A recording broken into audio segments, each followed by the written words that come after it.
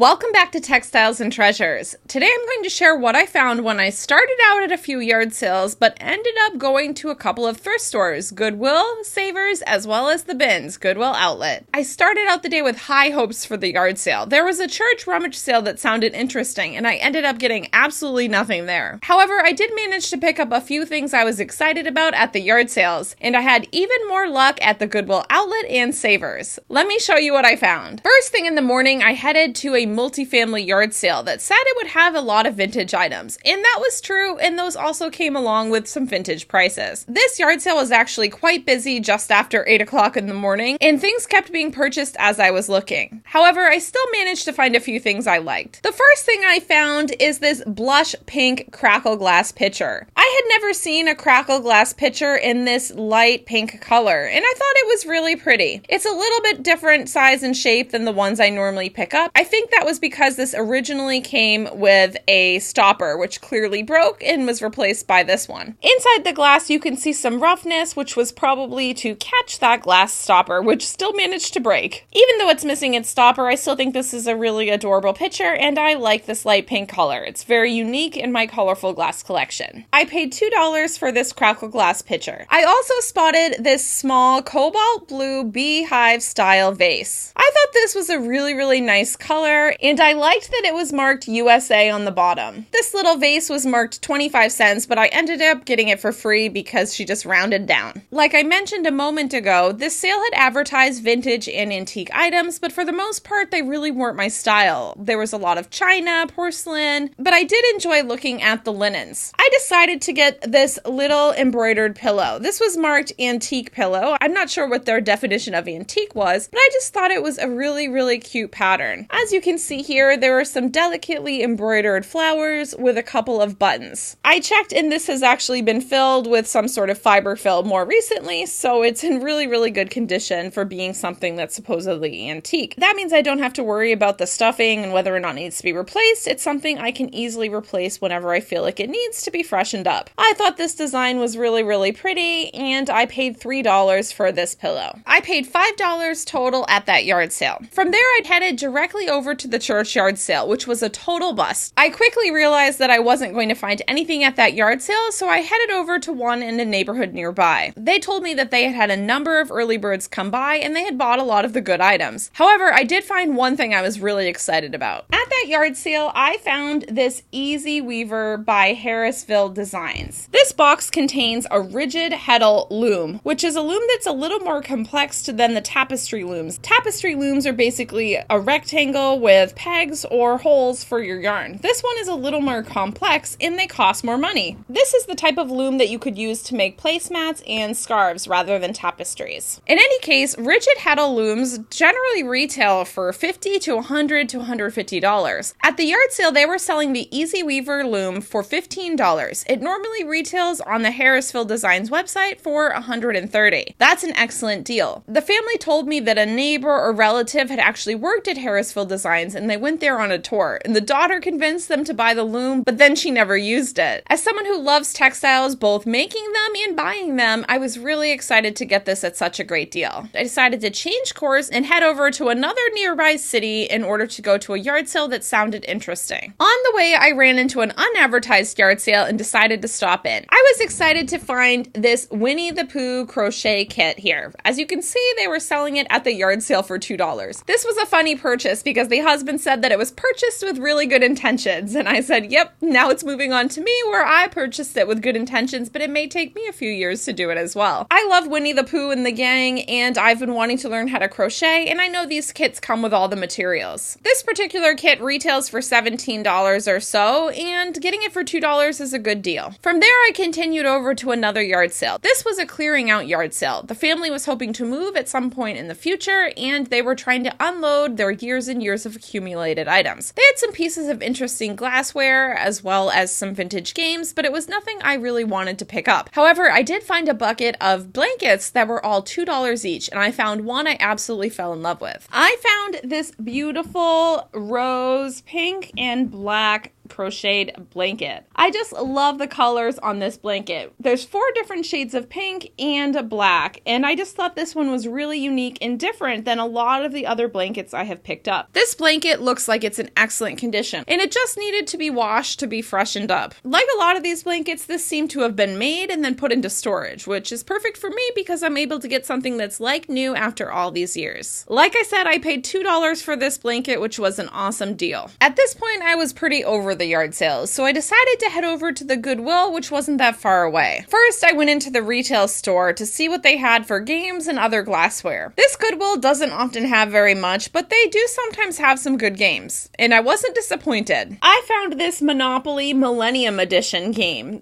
The case has seen better days, but the game itself has never been used. This was only $3. As you can see, the game comes in a nice tin case. The pieces are still sealed in package. The game board has this cool hologram effect, and the pieces themselves are these really cool pink and green neon. I definitely think that that's a fun version to add to my collection. Next, I headed to the Goodwill outlet, where I spent a grand total of 60 cents. Yes, you heard me right, 60 cents. I spent 53 cents on books and glassware, which is 20 cents a pound, and I spent 7 cents on miscellaneous items. I got 1 item. I feel like I had really good luck at the Goodwill outlet, so let me show you what I found. I found this really cool picture, as you can see here. When I saw this picture, I knew that it was probably mid-century, and I was really surprised that no one else had picked it up. This picture is marked Vernonware USA on the bottom. This particular pattern is mid-century, and it is called Lollipop Tree. I really liked the pale colors of the little flowers or blossoms on this tree and thought it was really adorable and definitely decided to get it. I also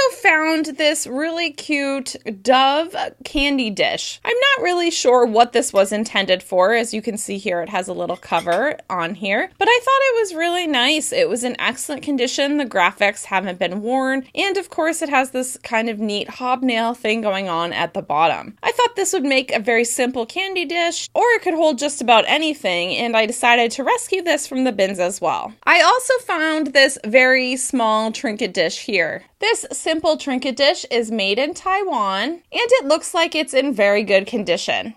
I don't really have much use for trinket dishes, but I felt like this was in really good condition and deserved to be rescued from the bins too. I also found this Buddha in the bins.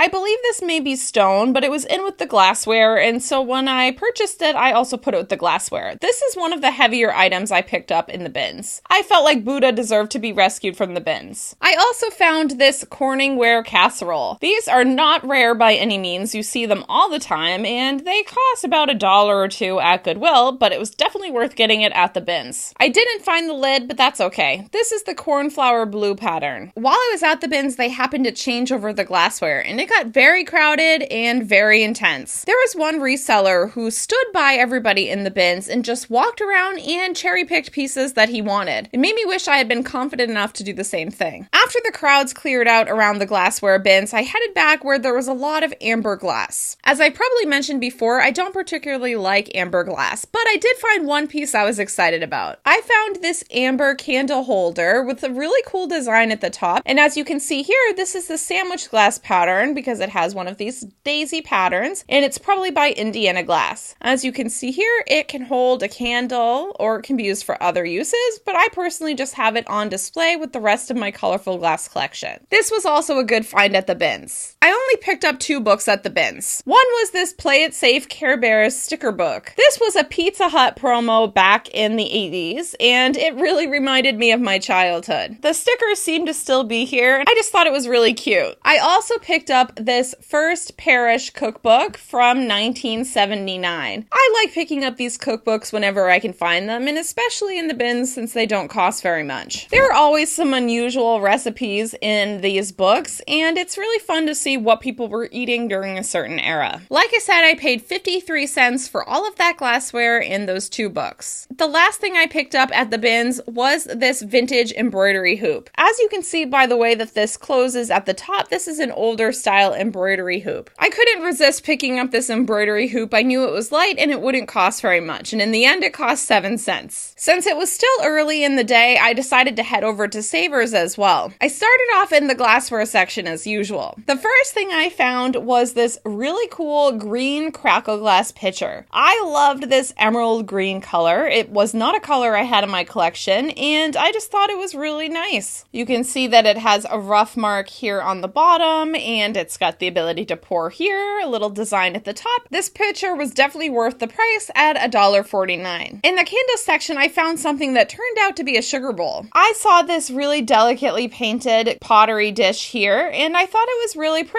I loved the blue flowers, the pink flowers, and the purple flowers. When I turned it over, I saw that it was made in Scotland. I'm not going to try to pronounce the name of this maker because I'll probably butcher it, but I thought that this was really interesting. Like a lot of people, I've been watching Outlander, but I don't often see a lot of pottery from Scotland, just a couple pieces here and there. So I decided to pick this up for $1.99. In the mug section, I decided to pick up this vintage Walt Disney World mug. There were quite a few Disney related mugs, but this one caught my eye because it definitely has a vintage style with a vintage handle, very simple design, and the gold at the top. On the bottom, you can see that this was made in Japan and designed exclusively for Walt Disney World. I really liked this simple mug. It looks like it may never have been used, and it was definitely worth $1.29. Next, I headed over to the game section. This is the first time I scoped out the game section at this particular Savers, and I was impressed with the quantity of games they had on the shelves. However, their prices are a little higher than Goodwill, but some of the games were definitely worth getting. I found this vintage word cube game. Like many people, I grew up playing Rummikub with my grandmother, and I thought this was really interesting. I had never seen word cube before, and I still haven't seen it since. This game appears to follow the same rules as Rummikub, except you are assembling words rather than series of numbers. That makes it a little more interesting, a little more complex than Rummikub. As it turns out, this game is complete, and it was definitely worth $3.99. Speaking of vintage games, I was super excited to find this very vintage version of Battleship. This game is copyright 1967, and this is the oldest version of Battleship that I've seen. Unlike the version I have from the 80s where both playing boards are the same color, this one has two different colors, red and blue. That makes it interesting. This version of Battleship is very similar to the one I have from the 80s, but I definitely thought it was interesting and unique, and it was worth picking up for $2.99. I also decided to pick up this vintage game, Easy Money. This version of Easy Money is from 1974, and this looks to be a simple Monopoly style game with houses and moving around the board. Sometimes it's nice to just play a simple board game, so I thought this would be interesting, and I had never seen it before, so of course I had to pick it up for $3.99. I was also excited to find Quirkle. I first learned about Quirkle at the Humane Society yard sale, where I saw somebody carrying it and got curious about it. I looked it up on Board Game Geek and found that it has a really high rating, so it made me extra curious and wishing I had found one for $1 at the Humane Society yard sale. However, I was still excited to come across Quirkle at Savers and decided it was worth paying $3.99. This game was also complete, and it is fun. It's definitely worth picking up if you've never played it before. Last but not least, I picked up a vintage Simon. I feel like my family had Simon when I was a kid, but I have no idea what happened to it, so I definitely had to pick it up. I wasn't sure about this game, but did a quick search online and realized that the older versions are better than the ones you can buy today. In fact, the older versions even contain a replacement light bulb inside the case. This is the 1986 version. I don't know if it's any different than the 1970s version. This game is just as classic as ever and fun to play. I also paid $3.99 for this game. As you can see, it was quite a day. Even though I didn't pick up many things at the yard sales, I was happy with everything I found later on when I went to the thrift stores. Leave a comment and let me know your favorite find from this particular day of thrifting and yard sailing. I don't know if I can pick a favorite. Thanks again for stopping by my channel. If you like this video, please give it a thumbs up and be sure to subscribe so you don't miss any of my future videos. Stay tuned because the next day I went to an estate sale where I got some amazing deals on some really cool items. I can't wait to show you what I found. See you next time. Goodbye.